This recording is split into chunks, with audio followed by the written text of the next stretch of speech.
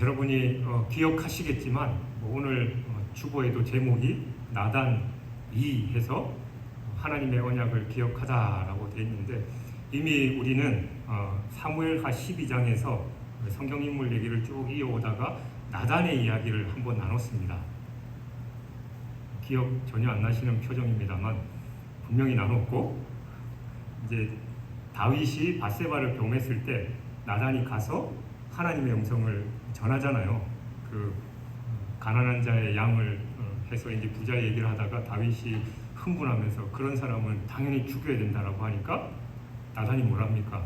바로 당신이 그 사람이다, 당신이 죽을 사람이다 라고 했던 그 내용들을 우리가 함께 살펴봤고, 사실 제가 이제 11절부터 그 뒤에 말씀까지 쭉 묵상하면서 이제 밧세바에 대해서 할 차례였는데, 말씀을 좀 묵상하다 보니까 나단이 핵심적인 역할을 감당하고, 또 지금 우리 교회 공동체 상황에 하나님께서 주시는 음성, 메시지가 분명히 있음을 알고, 요거 둘이를 이제 분리해서 나단에 대해서 오늘은 살펴보고, 다음 주에는 이 밧세바, 본문과 그 이후에 등장하는 밧세바에 대해서 함께 나누고자 합니다.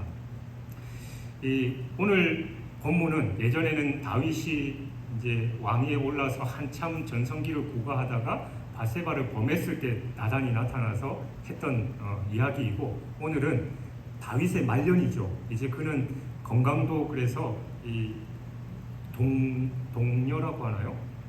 몸도 차갑고 하니까 그 아비삭, 그 젊은 여인을 홈에 품고 자야 될 정도로 몸도 마음도 다 노쇠해 있는 그런 상황에서, 지난주에 우리가 살펴봤듯이 아도니아가 하나님의 뜻을 저버리고 자신이 왕위를 찬탈하기 위해서 역적모의를 하는 그런 상황에 이 나단과 밧세바가 역할을 하는 그런 장면입니다. 어느 시대나 마찬가지로 반역을 행한 사람은 정적을 당연히 제거하게 되어 있습니다. 왜냐하면 자기 반대 세력을 처벌해야 자기의 그 정권이나 이런 게 제대로 유지될 수 있는데, 만약에 아도니아가 정권을 차지한다면 제일 먼저 처리의 대상이 누굽니까? 누구나 다 알고 있었듯이 왕위를 이어받을 솔로몬, 그 다음에 그 어머니 밧세바, 당연하겠죠. 그리고 오늘 본문에 등장하는 이 선지자 나단은 하나님으로부터 솔로몬이 왕이 되어야 된다라는 음성을 듣고 다윗에게 전했던 그런 인물이었기 때문에 그 핵심 인물들을 당연히 제거하는 게 인지상정이고 누구나 다 생각하는 그런 상황입니다. 그런 상황에서 이 나단이 아도니아가 반역을 저지르려는 그런 상황을 보고 그 마음이 어땠을까요? 하루속히 이 일을 해결하지 않으면 자신과 또 솔로몬과 밧세바 모두 생명을 잃을 그런 위기에 처했기 때문에 마음이 급했습니다. 물론 자신의 생명도 중요하지만 나단이 가장 중요시 여긴 건 바로 하나님의 뜻입니다. 아도니아가 왕이 되는 건 하나님의 뜻이 아니었고, 솔로몬이 왕이 되는 게 하나님의 뜻이었기 때문에 그 하나님의 뜻을 위해서 자기가 무언가를 해야 했던 것이죠. 바로 그 내용이 이제 오늘 본문에 그렇게 나와 있습니다. 11절을 보면 나단은 아도니아의 반역에 대해서 알게 되자 이 솔로몬의 어머니인 이 밧세바에게 나아가서 이렇게 말하고 있습니다. 핫깃의 아들 아도니아가 왕이 되었음을 듣지 못하였나이까 우리 주 다윗은 알지 못하시나이다. 즉 나단은 아도니아가 몰래 이 반역을 일으켜서 스스로 왕을 자처하고 있다라고 이 솔로몬의 어머니에게 밧세바에게 말한 거예요. 그러니까 이거 빨리 해결하지 않으면 큰일 난다라는 걸 분명하게 말하고 있는 거죠. 아도니아의 반란에 대해서 신속하게 대처하지 않으면 이게 사단이 나니까 이거 급합니다라고 솔로몬의 어머니에게 말을 한 겁니다. 이처럼 나단이 아도니아의 반란을 저지하는 일에 적극적으로 나선 건 아까 말했듯이 자기의 생명, 밧세바의 생명, 솔로몬의 생명, 그것도 당연히 중요하지만 가장 중요한 건 하나님의 뜻이 아니었기 때문입니다. 나단이 다른 사람이 아니라 선지자잖아요. 하나님의 뜻을 선포하는 그런 사람이 하나님의 뜻과는 거꾸로 뭔가 흘러가고 있는 이 상황에서 급한 마음에 그 밧세바를 찾아갔던 겁니다. 어떻게 보면 나단은 다윗과 밧세바의 범죄 사건을 지적했던 자로서 바세바에게도 그렇고 다윗에게도 불편한 관계에 있었을지도 모릅니다. 그러나 나단은 그런 것에 전혀 개의치 않았습니다. 과거 나단은 이 통치자인 다윗의 간음 사건에 대해서도 자신의 목숨을 내놓고 적나라하게 그 죄악을 비판했던 바 있잖아요. 이는 그가 하나님의 뜻이 무엇인지를 제대로 알고 있었기 때문입니다. 그때도 말씀을 나눴지만 다윗이 왕이었기 때문에 아무리 선지자라고 할지라도 당신이 죽일 사람이요 죽을 사람이요 라고 말하면 이 왕 한마디면 그 당시에는 그저 안 되는 일이 없잖아요. 나단의 목이 달아나도 골백 번은 달아날 그런 상황이었음에도 불구하고 그는 하나님의 뜻이었기 때문에 목숨을 내놓고 하나님의 뜻을 정확하게 증거했습니다. 그는 하나님의 뜻을 알고 있었기 때문에 하나님의 뜻과는 반대로 흘러가는 이 상황을 바로 잡으려고 노력한 거지요. 이 참된 선지자에게 있어서 최고의 관심사는 바로 하나님의 뜻입니다. 여러분, 이것이 바로 하나님의 사람, 우리 그리스도인들이 갖추어야 할 삶의 자세입니다. 언제 어디서건 누구 앞에서건 하나님의 말씀과 뜻을 앞세우는 그런 사람, 바로 그런 사람이 하나님의 사람입니다. 어떤 상황에서든지 내 생각과 내 안이 또 내 것을 챙기는 사람은 결코 하나님의 사람이 아닙니다. 내가 손해보더라도 심지어는 내 목숨이 달아난다 하더라도 하나님의 뜻을 내세우는 사람, 그 사람이 바로 하나님의 사람인 것이지요.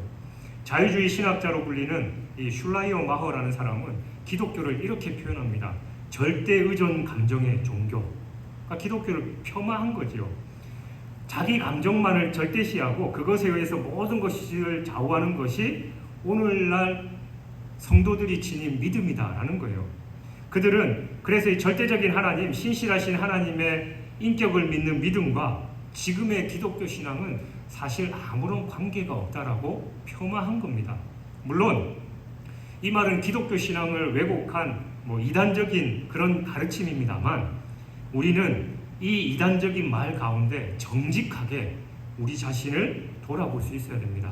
과연 우리는 어느 순간에든지 어느 누구 앞에서든지 하나님의 말씀과 하나님의 뜻에 우리의 모든 것을 걸고 살아가는 참 신앙의 사람들이냐라는 겁니다.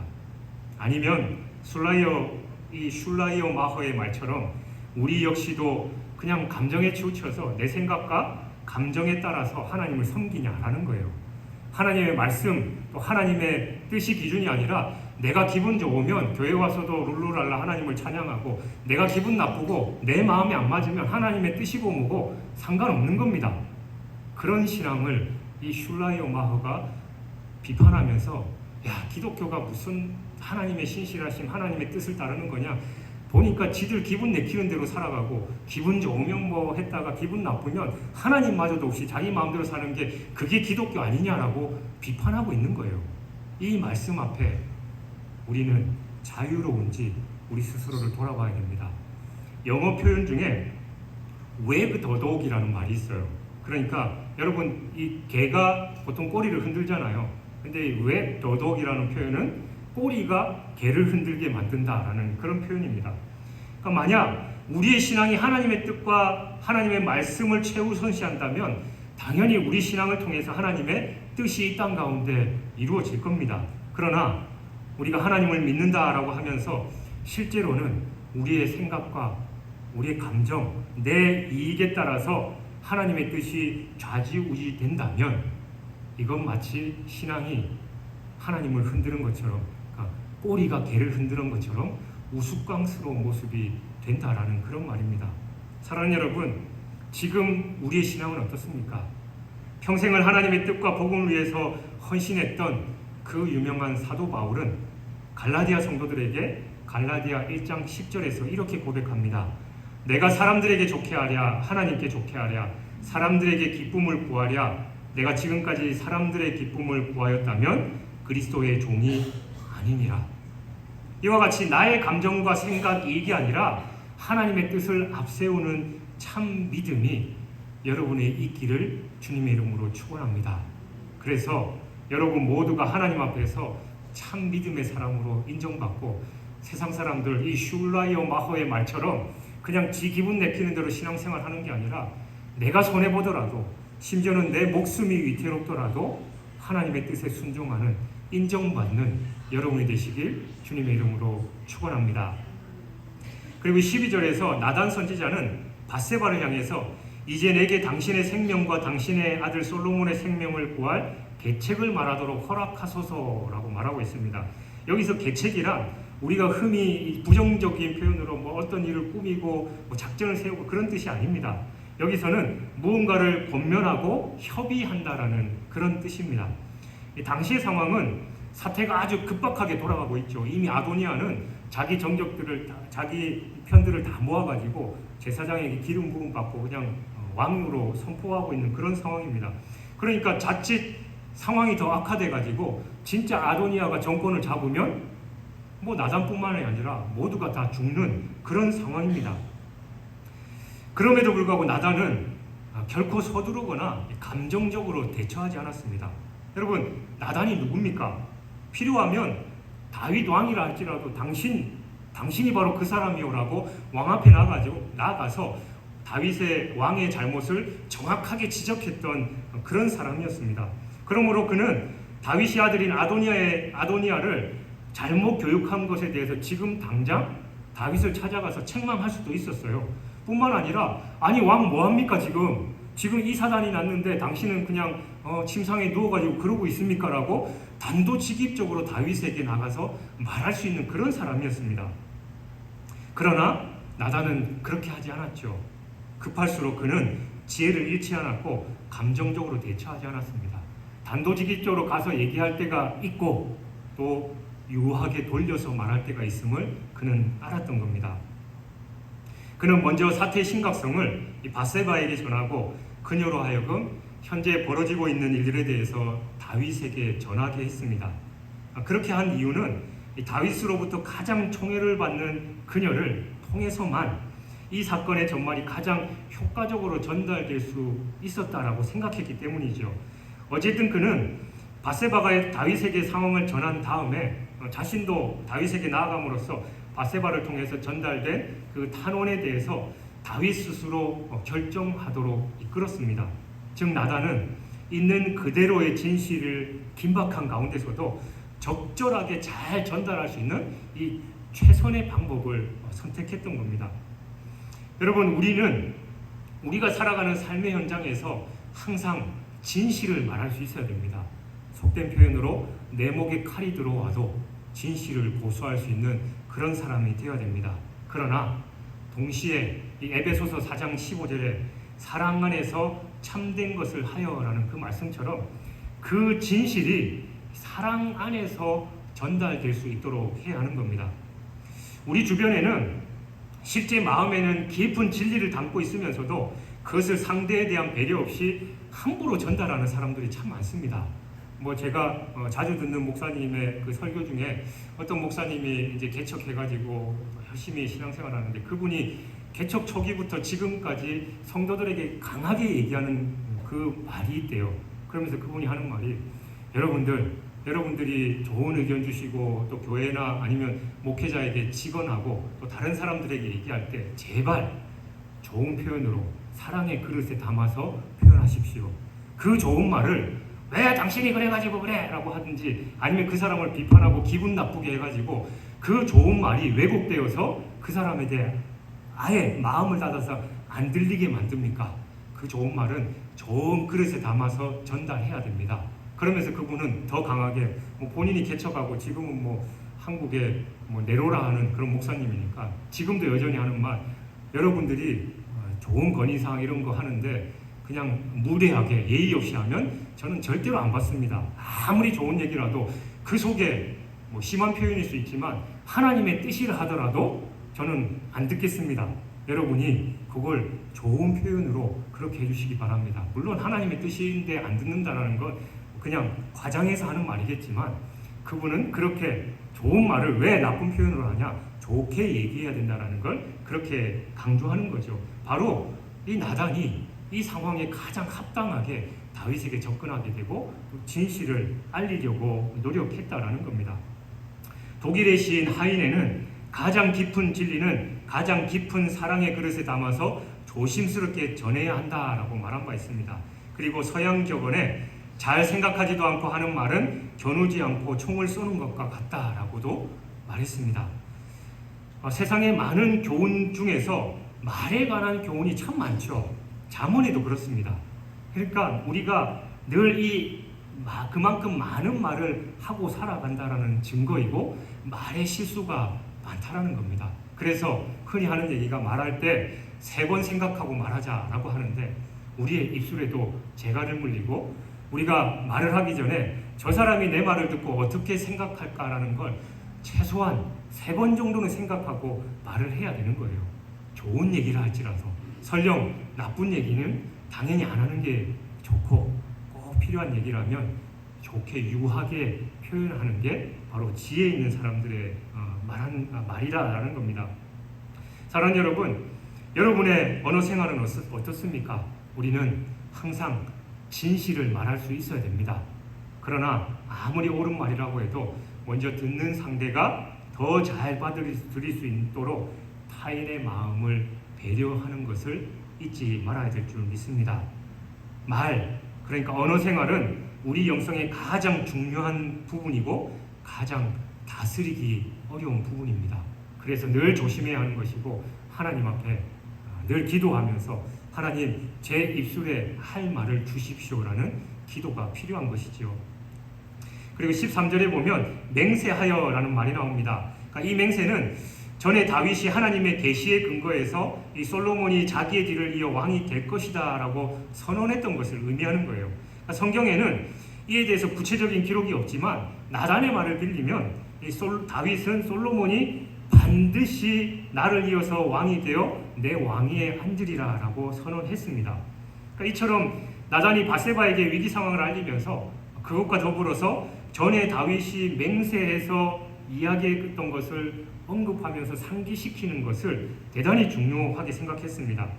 그는 이 말을 통해서 이 아도니아가 일으키는 이 반란이 급박하게 돌아가고 있지만 결코 두려워할 필요가 없다라는 걸 또 암시해주고 있어요. 왜냐하면 지금 상황이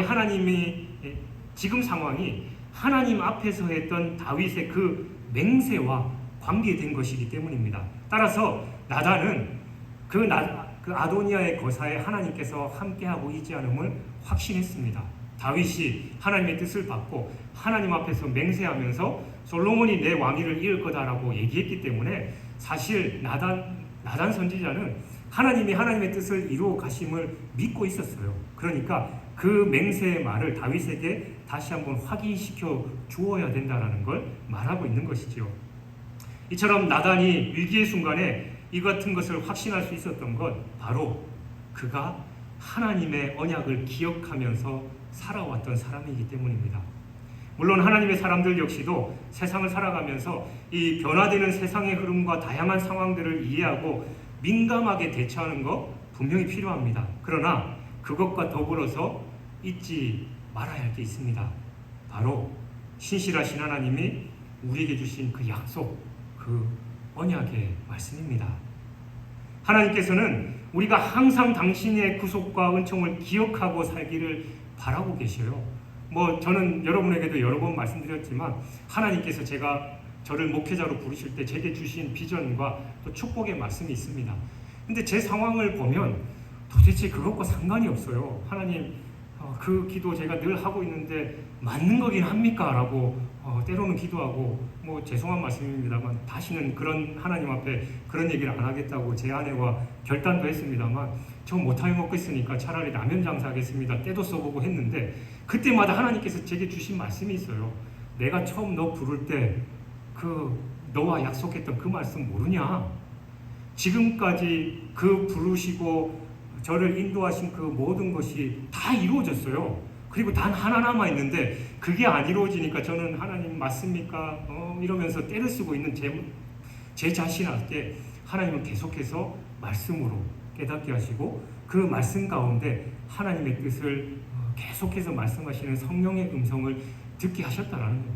그러니까 나단은 하나님의 뜻이기 때문에 절대 걱정은 하지 않고 있었다는 거예요.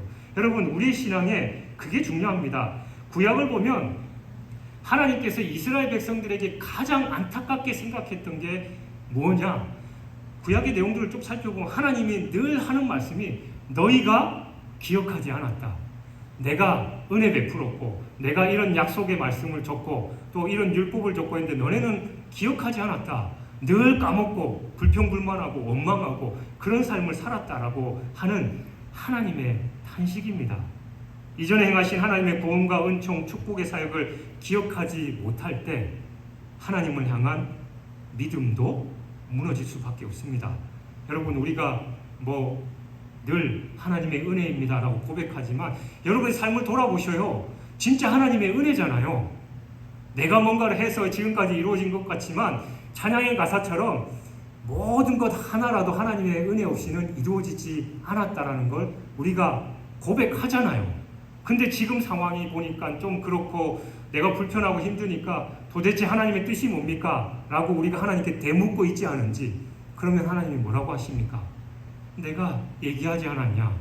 너 기억 못하니? 계속해서 말씀하신다라는 겁니다.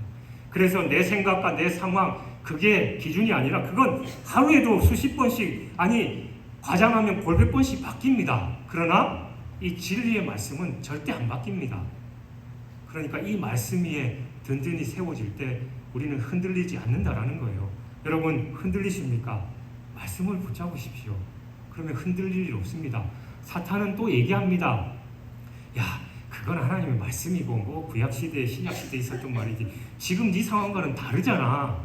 그리고 네가 그 사람만큼 믿음이 좋아? 라고 우리를 조소하지만 그럴 때일수록 우리는 예수 그리스도의 이름으로 명하노니 사탄아 물러가라! 과감하게 선포하고 이 말씀을 붙잡아야 됩니다. 그러면 이 반석 위에 지은 집은 비가 내리고 창수가 나고 바람이 불어도 흔들리지 않지만 겉모습은 그럴싸한데 그 집이 모래 위에 지어져 있으면 통째로 떠내려 갑니다. 야, 저렇게 신앙생활 잘했던 사람이, 야, 저 사람 수십 년 동안 하면서 교회 봉사도 그렇게 했는데 어떻게 하루아침에 무너지지? 모래 위에 집이 지어져 있기 때문에 하루아침에 떠내려 가는 거예요. 그건 성경의 진리인 겁니다.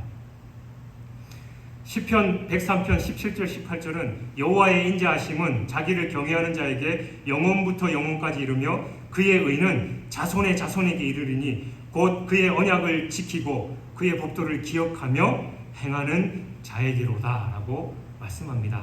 사랑하는 여러분, 세상을 살아가면서 상황이 어렵고 또 급박한 세태 가운데 놓이게 됐을 때 우리는 무엇으로 그 환난과 풍파를 대처하고 있습니까? 여러분의 경험입니까? 여러분의 지혜입니까? 아니면 녹색창에 검색하셔요? 그리고 유력한 나에게 도움을 줄 만한 그런 사람을 찾아가십니까? 잊지 마십시오. 그 모든 환난과 풍파와 고난 중에서 우리를 지키실 분은 하나님 한 분밖에 없습니다. 제가 예배 시작하면서 읽었던 시편 121편, 저는 늘 병원 신방 가면 이 말씀을 합니다. 그리고 부끄러운 표현입니다만 제가 외우는 게 그렇게 성경 구절이 많지 않지만 시편 23편, 121편은 늘 외웁니다. 내가 산을 향하여 눈을 들리라. 나의 도움이 어디서 올까? 나의 도움은 천지를 지으신 여호와 하나님 한 분밖에 없습니다. 그러니까 우리는 하나님만을 바라봐야 하는 것이죠. 그러면 하나님께서 다른 게 아니라 이 언약의 말씀으로 우리를 붙들어 주십니다. 그래서 저는 기도하면서 지금 상황이 그렇지 않지만 하나님께 늘 땡깡 피우는 거예요. 하나님 약속하셨지 않습니까?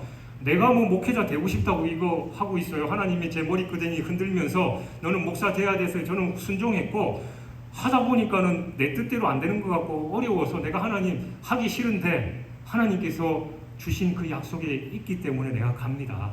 그러니까 하나님께서 붙들어 주십시오. 저는 부족하고 연약하지만 그래서 하나님의 도우심이 필요합니다라고 날마다 하나님께 땡깡 피우며 기도하는 거예요. 이 언약의 말씀의 기초에서. 그러면 하나님께서 우리를 붙드시고 인도하실 줄 믿습니다. 14절을 보면 나도 뒤이어 들어가서 당신의 말씀을 확증하리이다 라고 말합니다. 여기서 확증하다라는 말은 없는 사실을 덧붙인다거나 자기에게 유리한 증언을 하기 위해서 꾸며내는 거짓 증거와는 다른 표현입니다. 오히려 사실을 정확하게 진술하고 또 반복하고 강조함으로써 진실을 더 분명하게 부각시킨다라는 그런 의미네요. 이 같은 나단의 증언은 우리 성도들의 언어 생활과 관련해서 아주 중요한 교훈을 줍니다. 대개 사람들은 이 상황이 자기에게 불리하게 돌아갈 때 이 상황을 역전시키기 위해서 말과 행실에 있어서 거짓이나 과장의 방법을 선택하기 마련입니다. 타락한 이후에 인간의 거짓된 본성 때문인지 다급한 상황일수록 그 악한 습관은 무의식적으로 표현됩니다. 심지어는 하나님이 아담에게 찾아가서 너 왜 숨어있냐? 왜 벌거벗은 걸 부끄러워하냐라고 물어보니까 변명을 해요. 그러니까 그 아담 때부터 우리는 심지어 하나님 앞에서도 우리의 거짓을 또 우리의 죄악들을 거짓으로 꾸며내고 변명하는 그런 죄악된 모습이 가득하다라는 겁니다. 그러니까 무의식적으로 그게 그냥 나가는 거예요. 그러나 성경은 거짓이 사람에게 그 어떤 도움도 될 수 없다라고 일관적으로 가르치고 있습니다. 그래서 그 자리에서 손해를 볼지언정 진실을 말해야 된다라고 말씀하지요. 왜냐하면 하나님은 진실하신 분으로서 결국 진실한 사람을 도와주시고 그 사람의 편에 서게 되신다라기 때문입니다. 거짓말은 타인만이 아니라 자기와 하나님까지 속이려는 겁니다. 그러나 그런 자들 편에서 하나님은 절대로 함께 하시지 않습니다. 거듭해서 말씀드리지만 당시 상황은 나단에게 있어서 너무나도 급박하고 불리한 상황이었습니다. 그러나 그는 결코 거짓 선택을 하지 않았습니다. 왜냐하면 그건 가장 큰 아군인 하나님께서 내가 거짓을 선택하면 가장 큰 아군, 나의 편이신 하나님을 포기하는 것과 마찬가지였기 때문입니다. 특별히 우리는 사도행전 초대교회가 거짓과 얼마나 단호하게 싸웠는지를 볼 수 있죠. 당시에 종교 지도자들은 이 사도들을 박해하면서 다시는 예수 그리스도의 이름으로는 말하지도 말고 가르치도 말라라고 분명히 명령했습니다. 물론 이 같은 요구에 대해서 이들이 그냥 입 다물고 침묵할 수도 있었어요. 그것을 거짓이라고 말하는 사람은 아마 없었을 겁니다. 그냥 뭐 내가 참고 있으면 되니까 굳이 하지 말라고 하는 짓 해가지고 어려움 당할 필요 뭐 있냐. 그 당시에 실질적으로 끌려가서 죽임을 당하고 그런 것들이 있었습니다. 물론 그러나 여러분, 당시 사도들은 진실을 침묵으로 묻어둔다면 그것 역시도 거짓과 타협하는 것임을 너무 잘 알고 있었습니다. 그래서 그들은 악한 이들의 협박과 경고에 대해서 머뭇거리지 않고 사도행전 4장 20절에서 말하지요. 우리는 보고 들은 것을 말하지 아니할 수 없다. 그들은 당당하게 진리를 선포했습니다. 뿐만 아니라 우리는 당시 교회가 교회 안에서 거짓을 말한 이 아나니아와 삽비라에 대해서 어떤 결정을 내렸는지 잘 알 수 있습니다. 그들은 성령을 통해서 거짓된 이들을 심판했고 거짓이 교회 안에 결코 발붙여서는 안 된다는 것을 확인시켜 주었습니다. 그러므로 여러분, 우리 성도들도 사도들이 그랬던 것처럼 하나님 앞에서 보고 들은 걸 가감하지 말고 있는 그대로 선포하는 그런 사람이 되어야 합니다. 그리고 더 나아가서 타인의 거짓은 물론이거니와 우리 안에 존재하는 거짓과도 맞서 싸울 수 있어야 됩니다. 누가 다른 사람들이 이상한 유언비어를 퍼뜨립니까? 그걸 듣고 그랬냐고 동조하면 그 거짓에 동조하면서 똑같이 거짓하는 것과 똑같다는 거예요. 그 얘기를 하면 하나님의 이름으로 끊어야 되고 그 일에 동조하지 않아야 되죠. 물론 요즘 TV 공익 광고인가 그냥 광고인지도 모르겠지만 세대별로 하면서 유언비어 퍼뜨리니까 어떤 사람이 나와가지고 팩트 체크 하라고 그렇게 소리를 치던데, 그런 게 있으면 사실을 확인해야 되는 거예요. 그리고 진실이라면 진실을 말해야 되는 겁니다. 거기에 내 편과 또 내 유익을 섞어서 거짓을 말하면 교회 공동체가 어지러워지고 제일 중요한 건 나 자신과 그 사람과 하나님 앞에 죄를 짓는 거다라는 거예요. 그러니까 어떤 목사님이 그분은 저랑 연배가 비슷하거나 조금 더 많거나 그런 것 같은데 그 설교 말씀 들으니까 뭐 대놓고 그런 얘기 하더라고요. 여러분, 저도 부족합니다. 그래서 여러분들이 제 뒷얘기하는 거, 뭐 저도 하나님 앞에 죄인이니까 얼마든지 괜찮습니다. 그런데 제발 제대로 된 비판을 좀 해주십시오. 왜 택도 아닌 이상한 걸 가지고 저를 비판해갖고 저를 힘들게 합니까? 그런 말 들리면 저한테 와서 한 번쯤은 확인해 주십시오. 팩트 체크를 좀 하고 그런 얘기를 하십시오라고 그런 얘기를 하더라고요. 그러니까 그 목사님도 얼마나 답답했으면 그러겠습니까? 뭐 여기 창원에 뭐 개척해가지고 큰 교회 목사님이 이제 이니셜 J로 시작하는 그 목사님이 뭐 지금 교회도 막 크게 부흥했고 막 그런데 그분이 이제 성도들한테 한번 대놓고 그런 설교를 했대요. 뭐 설교는 아니죠. 부탁의 말을 했죠. 여러분, 제 아내가 제가 지금 수십 년 살아보니까 그렇게 나쁜 사람은 아닙니다. 근데 여러분, 너무 우리 아내를 나쁘게 보시고 뒤에서 욕하는데 제가 살아보니까 그런 정도는 아니니까 그런 말 좀 조금 자제해 주셨으면 좋겠습니다. 그런 얘기를 했대요. 그러니까 그분이 그 교회를 개척하고 지금까지 그 수십 년 동안 그 말들이 얼마나 많이 들렸으면 그 강단에서 그런 얘기를 했겠냐라는 거죠. 당연합니다. 제가 너무 힘들어가지고 하나님 앞에 기도할 때 하나님께서 말씀으로 위로해 주시면서 깨닫게 하셨어요. 구약시대 광야에서 이스라엘 백성들을 보여주면서 야 봐라, 얘네들은 배고파도 못의 탓, 힘들어도 못의 탓, 지들끼리 싸워도 못의 탓, 모든 걸 지도자 탓한다. 그러니까 니 탓 안 하겠냐. 그리고 예수님께서 공생의 기간에 사시면서 사역을 하실 때 뭘 해도 예수님 탓, 예수님이 뭐라고 해도 안 믿고 끝까지 왜곡하고 결국 십자가의 길을 갔다. 내가 가서 사역을 해도 그런데 네가 뭐라고 그러겠느냐 라고 그런 음성을 주시더라고요. 그래서 그게 자연스러운 생리고 또 사탄은 그렇게 역사한다라는 걸 깨닫게 하신 거예요. 그러니까 여러분, 그게 하나님의 뜻인 걸 우리가 제대로 알고 우리는 하나님의 뜻에 온전히 서서 진실만을 말할 수 있어야 된다는 거죠. 그리고 거짓이 있으면 거기에 대해서 단호하게 거부할 수 있는 그런 믿음이 있어야 된다는 겁니다. 여러분, 악한 자들은 거짓을 말하는 것이 자기들에게 이기고 진실을 말하게 되면 손해를 볼 것이라고 믿습니다. 그러나 그렇게 거짓된 자들은 모든 복의 근원 되시고 정직한 자에게 최후의 승리를 주시는 진실하신 하나님의 도움과는 무관한 자들입니다. 그래서 우리는 언제까지 진실하시고 신실하신 그 하나님 안에 거하는 삶을 살아야 하는 것이지요. 나단은 22절 이후에 바세바의 뒤를 이어 다윗에게 들어가서 그의 의중을 묻고 하나님의 뜻을 다시 한번 확인시켰습니다. 성경에서 우리가 보게 되는 바 거룩한 사람들이 추구하는 공통적인 관심사가 바로 이겁니다.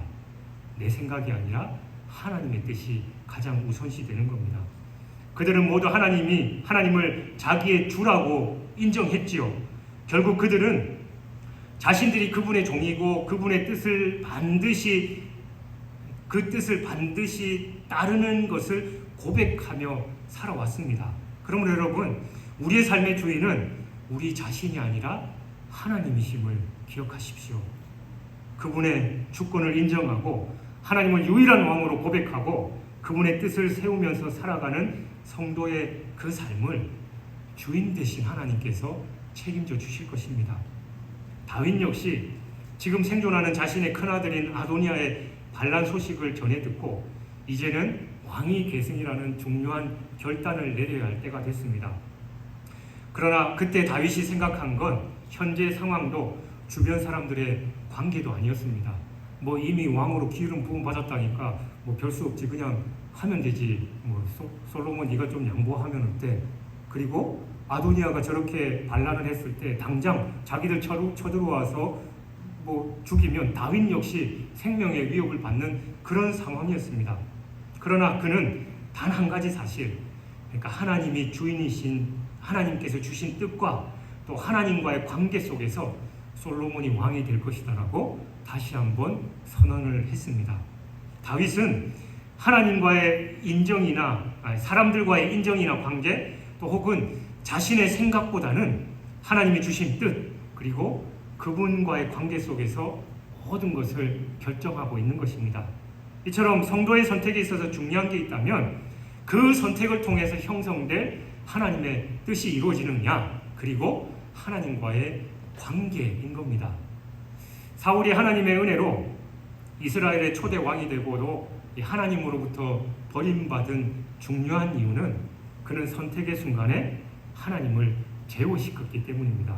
가장 대표적인 신뢰가 아말렉과의 전쟁이었죠. 그는 모든 것을 진멸하라는 이 하나님의 명령에도 불구하고 하나님의 뜻을 따르지 않았습니다. 그는 전쟁의 승리를 자축하면서 자기 명예를 세우기 위해서 기념비를 세웠습니다. 또한 승리자로서의 관용을 보여주고 그로 말미암아 자신의 명예를 드높이기 위해서 하나님께서 죽이라 명하신 아말렉 왕 아각을 살려줬습니다. 뿐만 아니라 수많은 전리품 우양들을 끌고 와가지고 하나님께 예배드린다라는 명목, 또 많은 사람들에게 좋은 거 나눠주는 인심을 베풀었습니다. 이처럼 사울은 주변의 모든 관계 속에서 모든 걸 챙겨요. 적이었지만 살려주는 긍휼도 베풀고, 또 백성들에게 우리가 전쟁에서 이 많은 걸 얻었으니까 우리에게 이렇게 좋은 일이 생겼다라고 백성들 한 명 한 명들 세심하게 챙겼습니다. 그러나 그는 단 한 분, 하나님을 무시했던 것입니다. 하나님의 뜻을, 하나님의 명령을 철저하게 무시하고 자기의 욕심을 채우고 자기의 명예를 채우고 주변에 눈에 보이는 사람들을 그렇게 위했다라는 거죠. 이처럼 사울은 철저하게 자기 이익과 다른 사람의 안목을 따라 모든 것을 결정했습니다. 이렇게 하나님을 무시하는 사울을 향해서 선지자 사무엘이 찾아와서 하나님의 말씀을 전합니다. 사무엘상 15장 23절, 왕이여, 왕이 여호와의 말씀을 버렸으므로 여호와께서도 왕을 버려 왕이 되지 못하게 하셨나이다. 사랑하는 여러분, 우리는 끊임없는 선택 속에서 살아갑니다. 오늘 점심이야 교회에서 드실 분들도 많이 계시겠지만 저녁에 뭐 먹어야 되냐 라는 그 작은 것부터 우리는 매 순간 선택하면서 살아갑니다.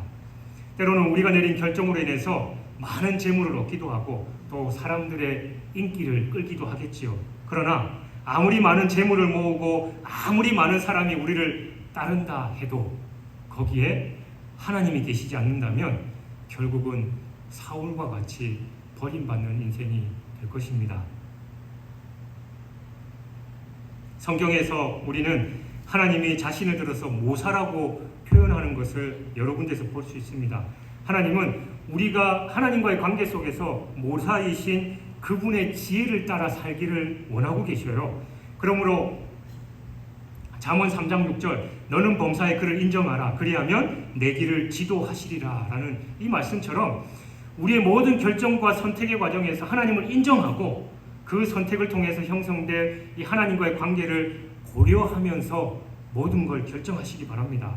그럴 때 우리는 우리의 모사가 되시는 하나님이 그 모든 결정을 바른 길로 이끄시고 또한 우리의 인생까지도 책임져 주실 줄 믿습니다. 여러분, 인생을 광야와 같다라고 하잖아요. 그 광야와 같은 인생, 광야 가보신 분들은 별로 없겠지만 TV에 보면 광야나 사막 같은 거 보면 주변이 다 똑같습니다. 동서남북 방향도 어딘지 알 수 없고 거기는 물도 없고 풀도 하나도 없는 그런 인생길 우리가 지금 걷고 있어요. 여러분 힘으로 열심히 걷고 또 여러분의 지혜로 또 나침반 해가며 해시계 그려가며 오아시스 찾고 그런 거 물론 할 수 있지요. 그러나 대부분 거기서 탈진하고 죽습니다. 그러나 전지전능하신 하나님께 우리의 모든 것을 맡기고 하나님께서 인도하시는 대로 가면 적절한 시기에 오아시스를 만나게 될 것이고 우리의 필요한 양식을 얻게 될 것이고, 그런 게 없다면 광야에서 40년간 이스라엘 백성들에게 만나와 메추라기를 허락하신 하나님께서 채워주신다라는 겁니다. 여러분, 이 편한 삶, 이 행복하고 평안한 삶을 왜 굳이 그렇게 살지 않으시고 그냥 악착같이 내가 힘들게 뭔가를 하려고 노력하고 계십니까? 하나님이 지금도 답답해 하셔요. 너 나 못 믿니? 내가 말했잖아. 나한테 다 맡기면 내가 해결해주고 책임져 준다고. 근데 하나님 내가 어떻게 믿습니까? 그래서 내가 뭔가 노후 준비해야 되고, 내가 하나님 어떻게 믿어요? 내 자식들 열심히 교육시키고 해서 저 자식들이 잘 돼서 나 복양하게 해야죠. 그러고 있지 않습니까? 내 모든 결정에 하나님이 제외되어 있다면 하나님 역시 그래 네 마음대로 살려구나 라고 우리를 제쳐두심을 기억하시기 바랍니다. 여러분, 하나님은 완전하신 분입니다. 실수하지 않으셔요. 여러분, 걱정돼서 내 돈 맡기면 내 돈 다 뺏어가고 내가 가난하게 될까봐 걱정되십니까? 내가 뭔가를 하나님께 헌신하고 하면 내 시간, 내 자식들 다 뺏기고 내 인생 엉망진창 될 것 같으십니까? 하나님은 완전하십니다. 실수하지 않으십니다. 여러분보다 여러분 자식을 더 사랑하시고 여러분 자신보다 여러분 자신을 더 사랑하시는 분이 하나님이십니다. 그 하나님의 언약의 말씀을 붙잡고 모든 삶을 올인해서 승리하고 복받는 저 여러분이 되시길 주님의 이름으로 축원합니다.